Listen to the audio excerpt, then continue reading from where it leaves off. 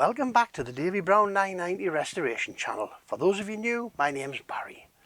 Today we're going to get the valve chest ready. We're going to set the spool valve travel up. We're going to set the TCU travel up.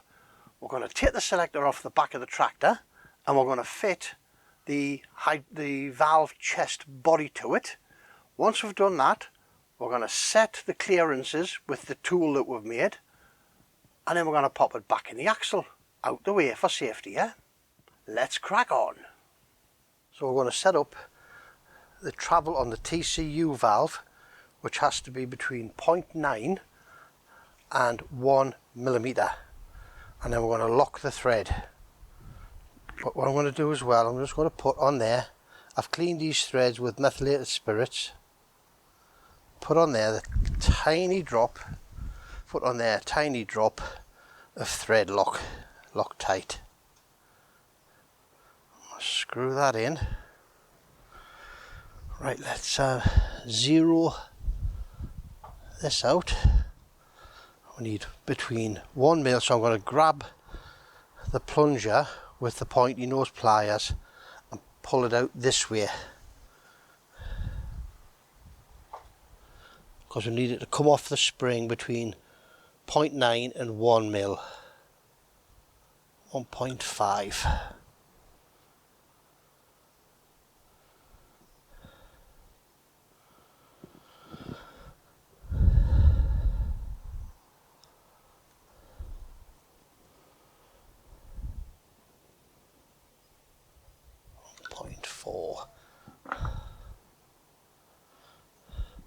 So you can get a screwdriver in there, help her with rotating that nut.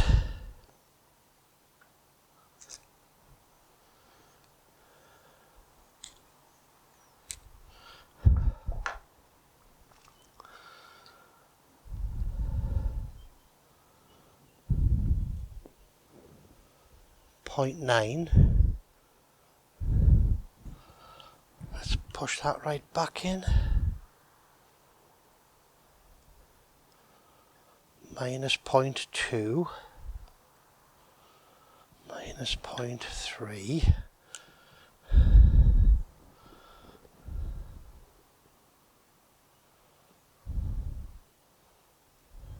This cold weather will not be helping either, like, because it'll be thickening the oil up. 0.1, so we can go to 9. We'll go to 9.4. That's right in the middle, isn't it? Right in the middle. You get a touch more. Try and get this down to 0.9.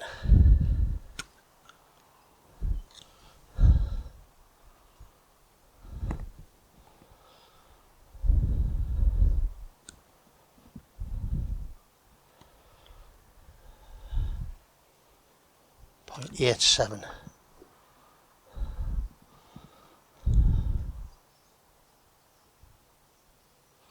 I think we're somewhere close, because I can see where the thread on there has previously been dimpled.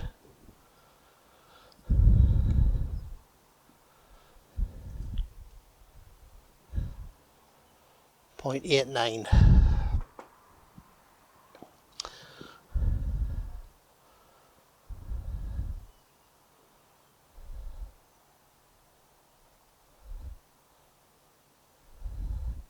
As I say, the cold will not be helping today.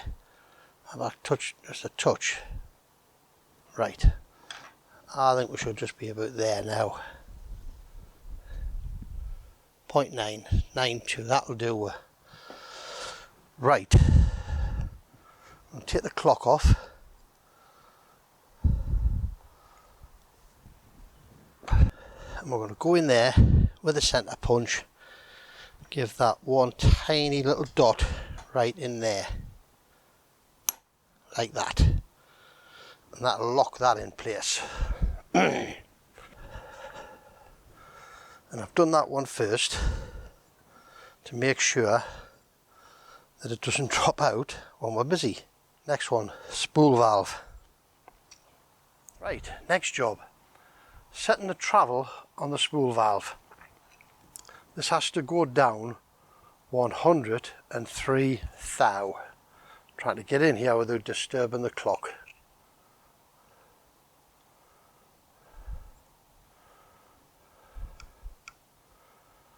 Got 113 there. 113. So we'll go, you cannot see this particularly well. We'll go under here and we adjust the little lock nuts under here to pull the spool down. I want to put a tiny bit of pressure on it to give us a bit of free play here.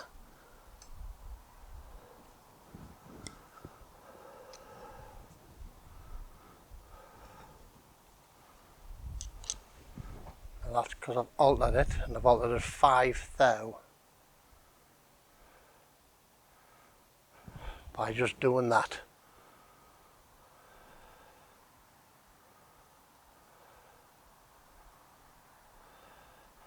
You can't push the 0 button here, but I find every time you touch the clock it moves it anyway, so it's hard enough to get it to 0. What we've got now, 108. 108. It's another 5 thou needs to come out of there then, isn't there?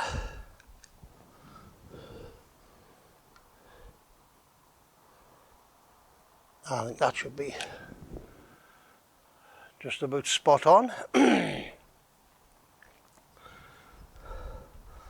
Let's 0 that again.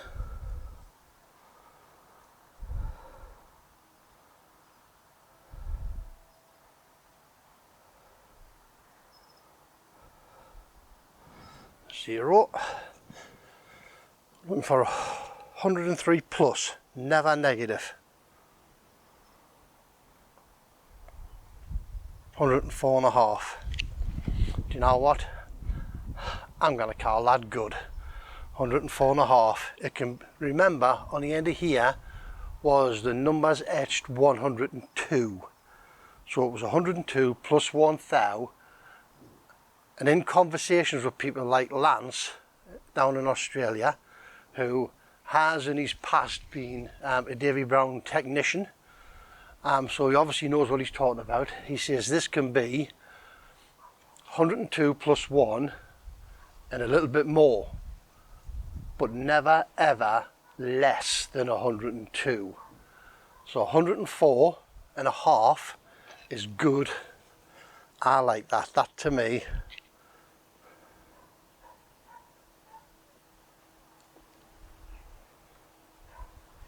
$104.5.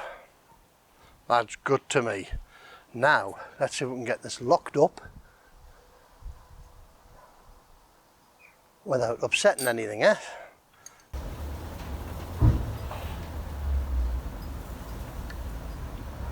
$107.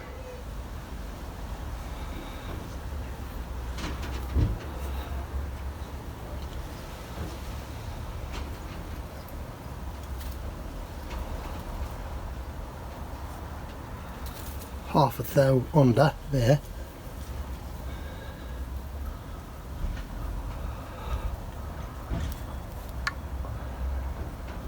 $107. That'll do me. 107. Had to bring it in here because it was raining outside. We're going to whip the selector off the back and we're going to fit the valve chest to it. Now these shouldn't be tight because this was all just put back in as a placeholder.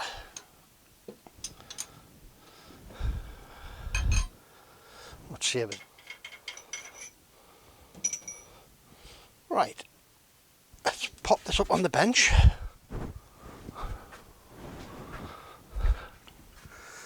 Now we'll reach inside, pop our pipe into position. We're here to get this all back together. Find this line in a box. There we go.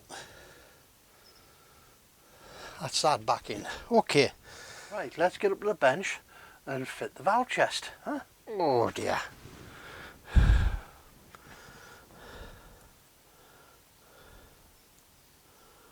Take the circlip off.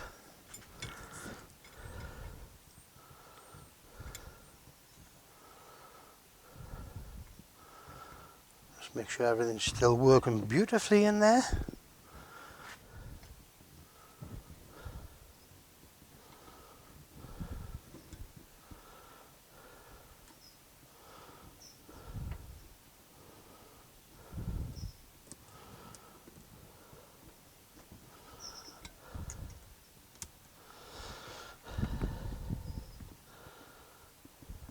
I could do with some circular pliers bent at 90 degrees, and then I could have gone in that way, couldn't I?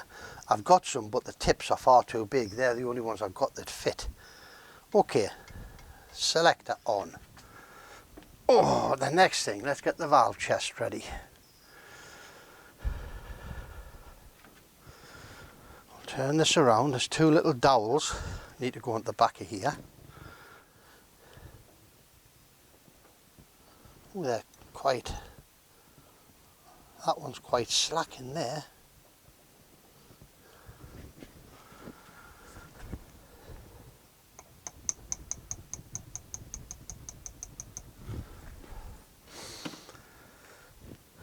That's that one. What's it like in here?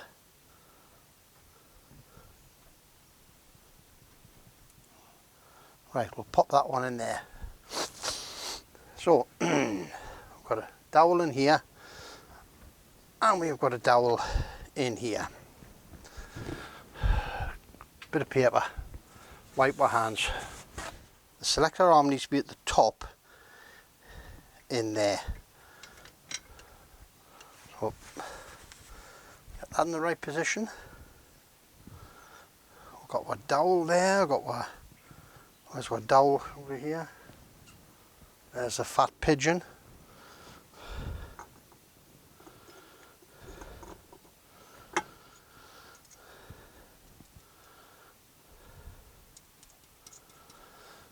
New nuts and washers on here.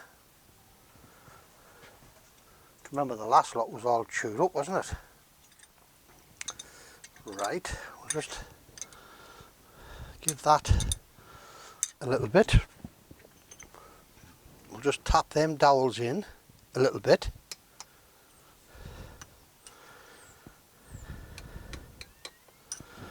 Just make sure everything's located. Now, we'll bolt through from the back into position.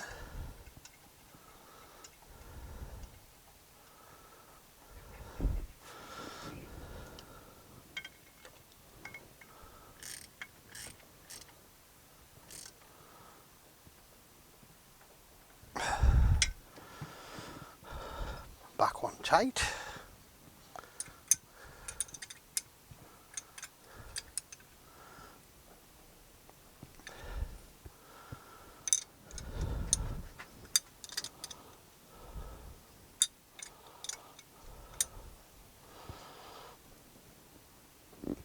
Okay.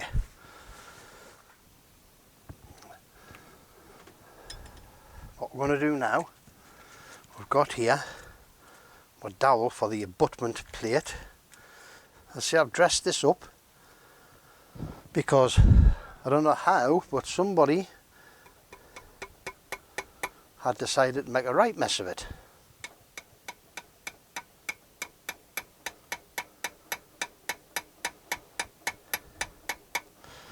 That'll do for that. Got one abutment plate, and all I'm going to do here, I'm just going to put this together with all of the shims that came out back in. These shims measure 1/10 a piece, and then we will start measuring gaps and adjusting things. But for the meantime, has anybody else cleaned these up? I've seen how, I don't know if that's a solid block of copper, and I can't get to my magnet.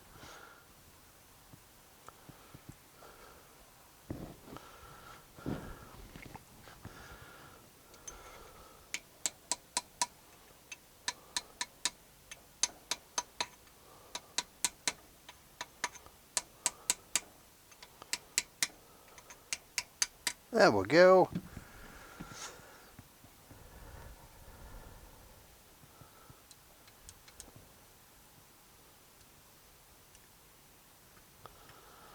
Check everything moves.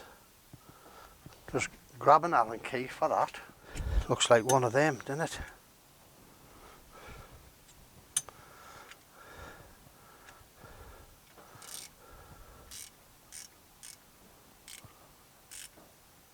There. I'm just going to nip it. I'm not going to tighten it. It's going to come to bits again. We know it is. When we're setting this up with our gauge, the gaps we'll measure is the gap between the top of the rock arm and the bottom of the spool valve in there, and the gap between this screw here and the TCU valve, which is in there. You see that moving, the TCU valve in there. Let's have a look, so we can get you in closer, eh?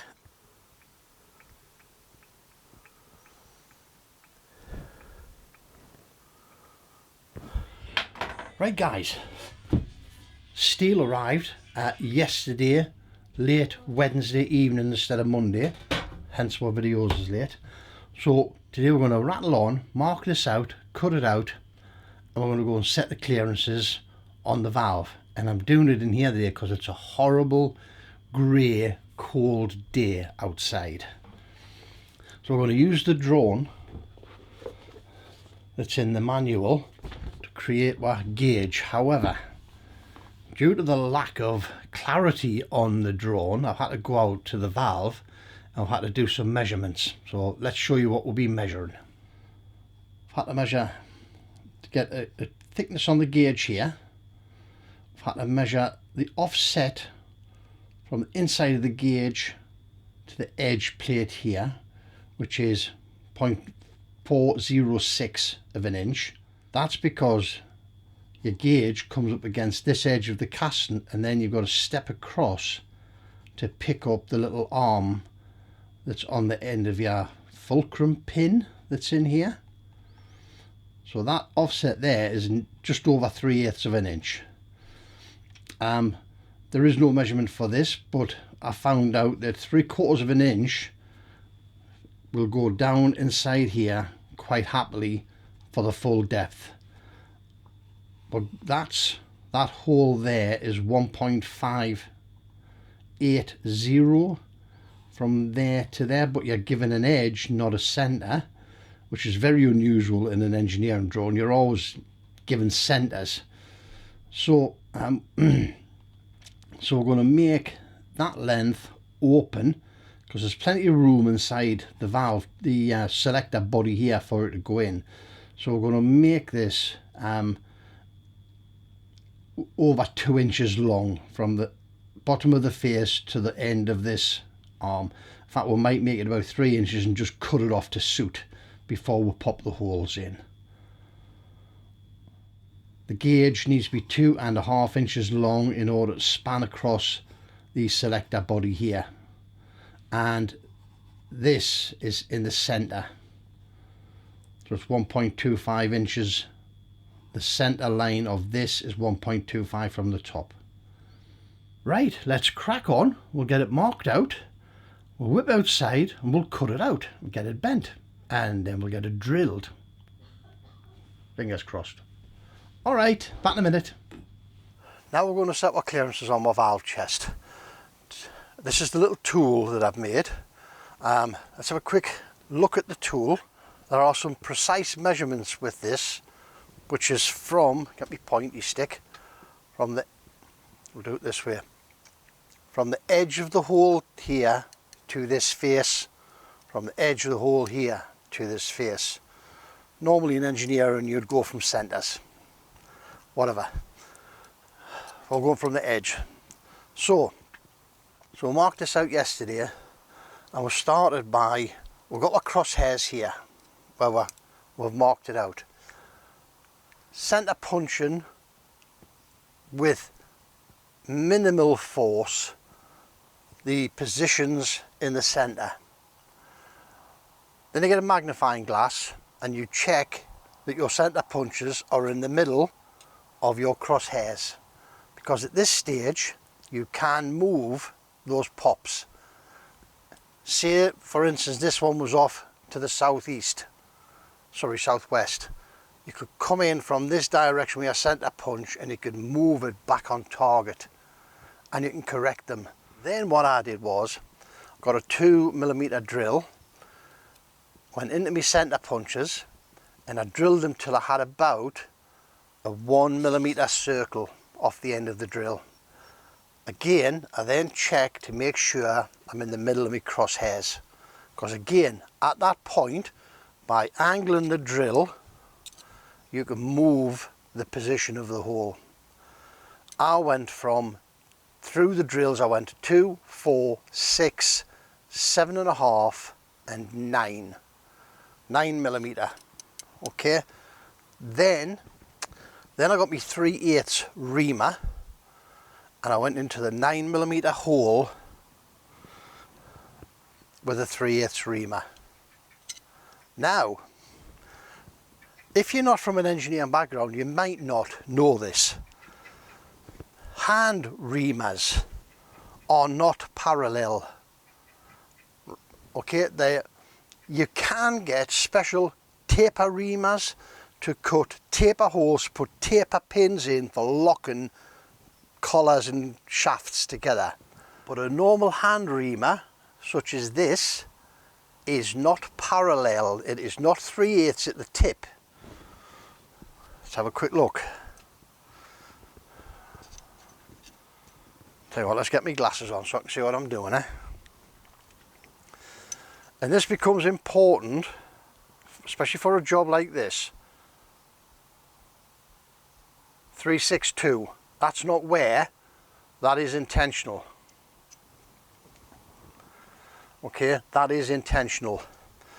If we measure it, back up the shaft a bit here.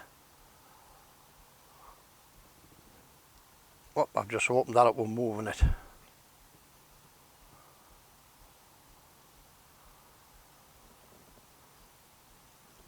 .375, okay. Hand reamer doesn't reach its full diameter till at least 25% of the way up. The idea of that is to allow you as a hand reamer to start it in the hole. If you know that, what you can do is, this is where it's going to fit. This is 374, 373, depending upon where you measure, 373, not 375. So what you can do with that is, you can go into the hole and you can just put the tip in and you can just keep turning it as you go in further and further till you get a good size that fits beautifully. And that's a beautiful tight fit. Not a tight fit, but a good snug fit onto there. Okay? Remember also with reamers, you only ever turn them clockwise. Never turn a reamer back on itself. You will dull the edges and spoil the reamer. Okay, so with that in mind, let's have a quick check. We'll see here, we'll pop our pin through the gauge. The first hole, pointy thing, first hole from this edge to this face needs to be 0.437. Now we can measure that, that's 372.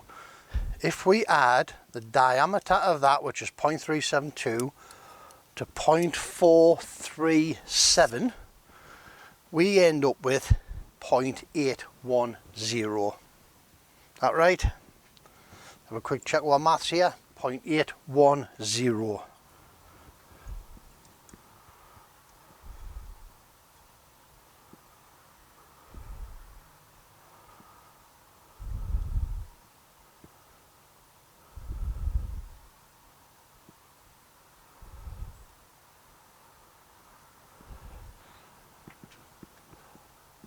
0.809, 1 thou at a position.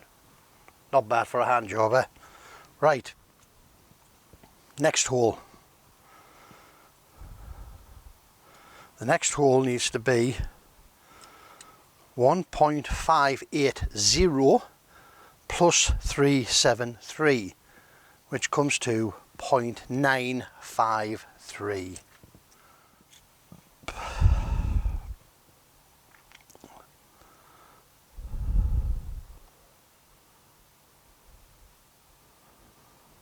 .953. That one's spot on. Absolutely spot on. Now I did measure my shaft that's in there.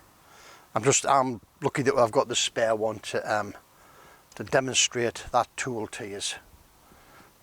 Okay, so if you remember yesterday I said this was going to be 3/4 because it would fit down inside the valve chest, and it would, other than, and I'll show you in a minute when we get swapped around and set up, other than there's a part of the casting where I had to take this out, step over the casting, so this hole could allow, when we're located in this hole, this plate can sit firmly on top of the valve chest. Right, that's our little gauge. So the steel I used for this is 42 thou thick. Right, it's rigid enough, it's good enough for what we're going to do. It's a one-off tool in this respect, isn't it? If I was going to be doing this every single day of the week as a job, then I would have probably looked for a heavier gauge steel and machine made the tool so that it would be absolutely spot on. But it's good enough for what we need. Make sure you deburr it properly. You want rid of all the little sharp edges from where you've been cutting and reaming and drilling. You don't want any sharp edges, you don't want any swarf on it. Right, let's see if we can get you set up so we can get a good look in this valve chest here and see the clearances we're setting up. So, first thing we need to do is turn the selector into TCU mode. That's across, if you're sitting on top of the tractor, that's to turn the handle where you're sitting clockwise, pointing outwards. Next thing we need to do is engage the inner hole onto the end of my shaft in there. Like that, and sit it down firmly onto the surface of the valve chest. Okay, now the gap we're setting here is this gap between the end of this actuating arm and the end of the spool valve, and we do it by adding or removing shims from this space here. So what we're going to do is we're going to make sure that's tight. I'm just going to reset that because it's fallen over, and we're going to measure the gap in here to start with, bearing in mind that I'm putting back in here every shim that came out of it from when I took it to bits. So let's have a look. The gap has to be between 1 and 3 thou in here. This is a 4 thou gauge. 4 thou goes in, and I can feel it dragging. 5 thou goes in, and that's a squeeze to get that in. So we're going to say that gap's 5 thou. Has to be between 1 and 3. So I need to take 3 to 4 thou out of there, don't I? I'm trying to do this as steadily as possible so this camera doesn't shake for you. So we'll take that off. We'll remove the abutment plate.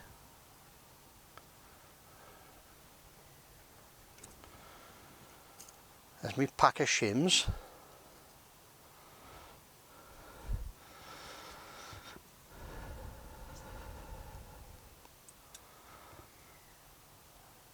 That shim, 2.5 thou. So we'll take that one out and we'll reset things We'll put that carefully there. Let's reset this and see what our measurements are, eh?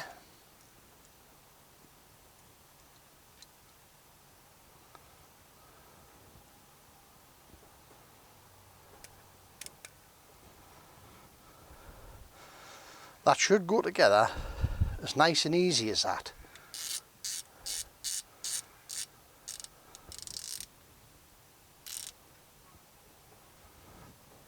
Let's put a bit of nip onto that. Now, so if we took 2.5 out and it was 5, hopefully there's a 3. Hopefully the 3 is just going to go in. Whoa, stop wobbling you. You can see that bend in there. Now, today's cold, so all this has shrunk with the cold, even fractions, but it's shrunk. So I'm quite happy that that is good. Let's try from the top. Let's go down this way. In case I'm picking an edge up. There. And that's nipping. Okay. We'll just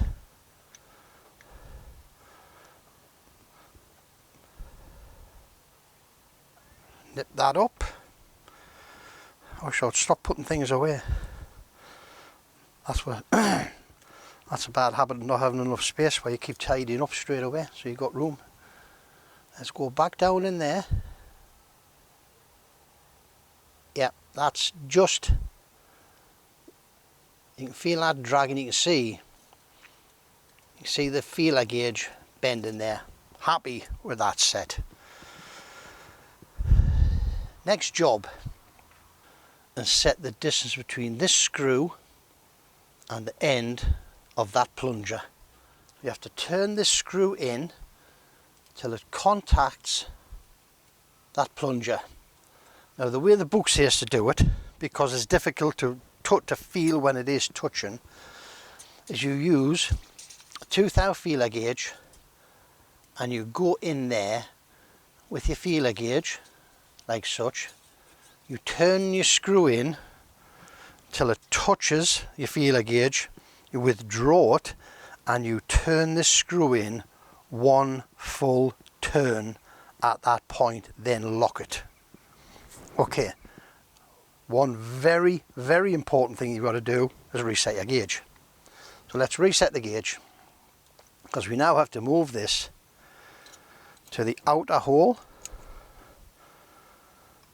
and get that all the way down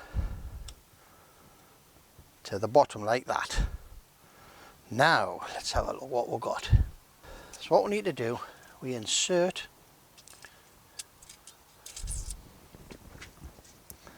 trying to keep it your way so you can see what I'm doing here. Put a feeler gauge in there.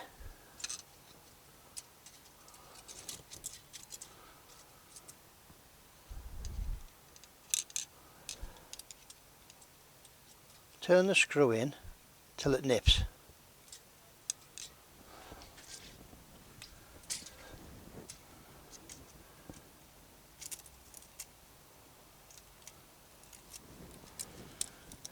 Right, that's better, isn't it? Turn the screw in till it nips. And you'll feel it because the gauge will just start bending.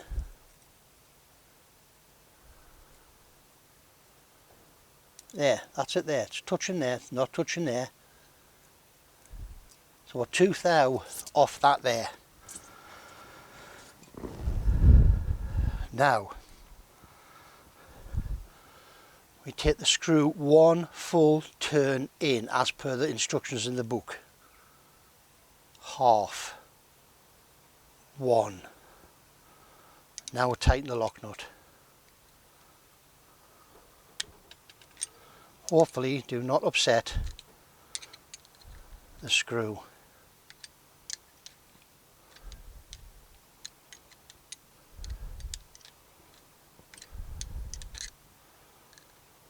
And my little gauge has just moved, but that doesn't matter because the screw hasn't. There we go.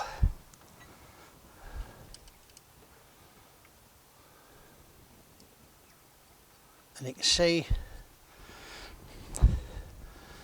see down in here now, as this lever comes down, you can see it's squeezing the TCU valve into position. Okay, that's it, done. Put 2 O-rings into here with grease to keep them in place while we're sliding this all together. It has got protrusion over the edge of this, so you know they're the right rings, the right O-rings in there. This is nipped up, this is nipped up.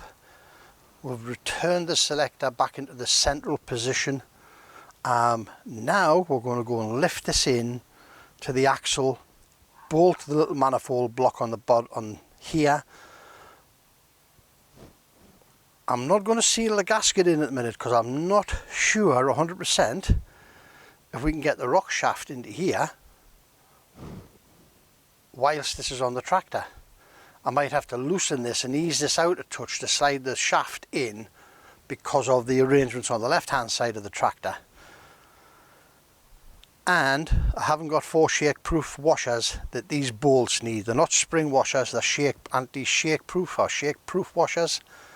And I need to get 4 of them, so they'll be popping back out one at a time to put the shake-proof washers on. So I'm just going to put this in position today as it was before, just nipped in gently. That'll be it. Okay, let's get it down there and let's get on with it.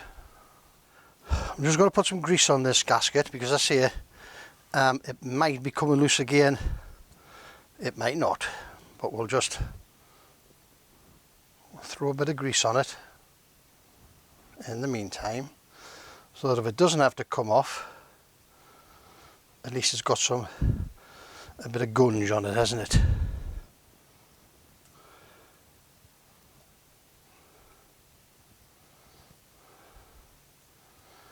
As I say, today's cold, so everything is thicker and stickier than it would normally otherwise be, which is brilliant. Right, okay, let's pop that.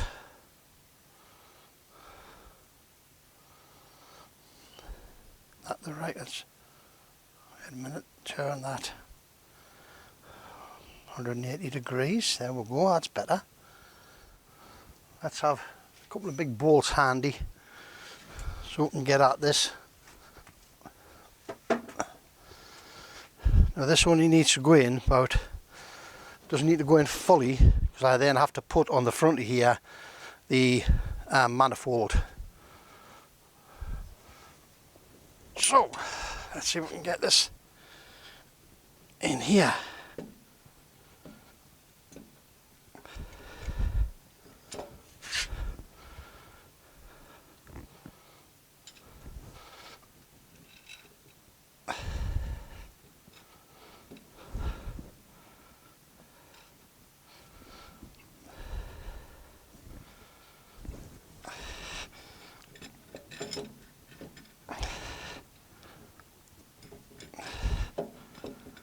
Got to wobble it a bit, because don't forget you've got your oil return pipe in there now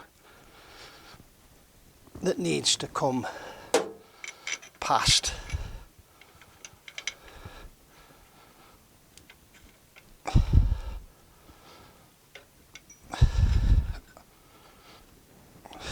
That's through the front. That's just, that'll do. Let's get rid of our grease. Right, now, manifold on the front. I cannot, there's no way you're going to be able to get in to see this. Check that our O-rings are still in place.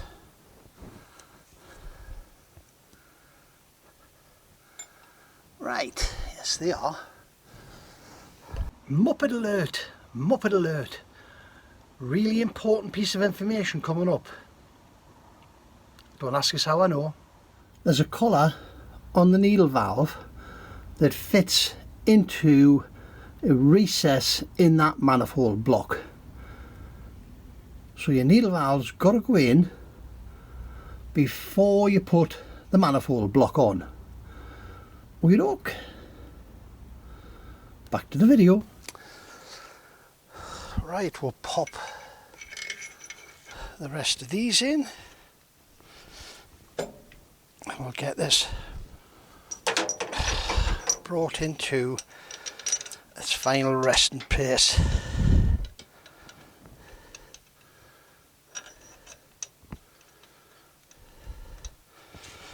Right, that's a 3/4 spanner on that.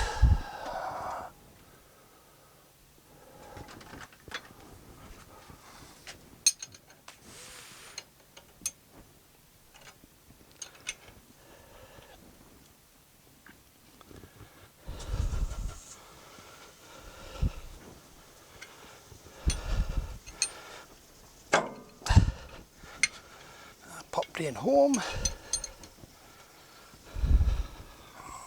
As I say, I'm just going to nip these.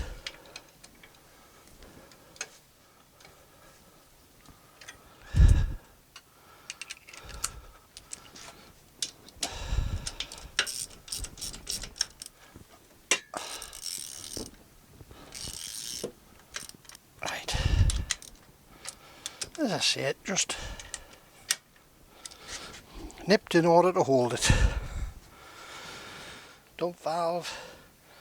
Just going to sit there, as I say, just to stop dirt for the time being. Right, ladies and gents, that's going to do it for this video. I'm going to get tidied up, get things put away, we'll get finished off down there and sorted out. And we'll see what the next video is going to be. I've just started this week because I was waiting for the steel. So I have just started this week cleaning up the 2 foot rests either side. I'm going to get to the stage where I need a lot of painting done, and I might not be able to get it done with it being winter, but we'll see. We might get a couple of nice days coming up, we might get some painting done and catch up. That valve, we will get it finished off when we can get the rock shaft painted, the dump valve painted, and the plate, the retaining plate for the dump valve painted. We'll then pop the internals into that whole valve, get everything secured, job done, and we will get the quadrant bracket done for the front. We'll reassemble, because I've got the friction discs and everything for that. I need to paint the quadrant itself white, and I don't want to open a 1 litre tin of paint and let the air into it just for that one item. So I'll have a look at that, and we'll see what we can rebuild without putting the quadrant back in place. I might put it back in and then take it back out for when it needs painting. We'll see, we'll have a look at that. But as I say, thank you very much guys for visiting. Really do appreciate your support. Right, remember, don't overthink it. It's just nuts and bolts. Stay safe now. See you in the next one. Bye.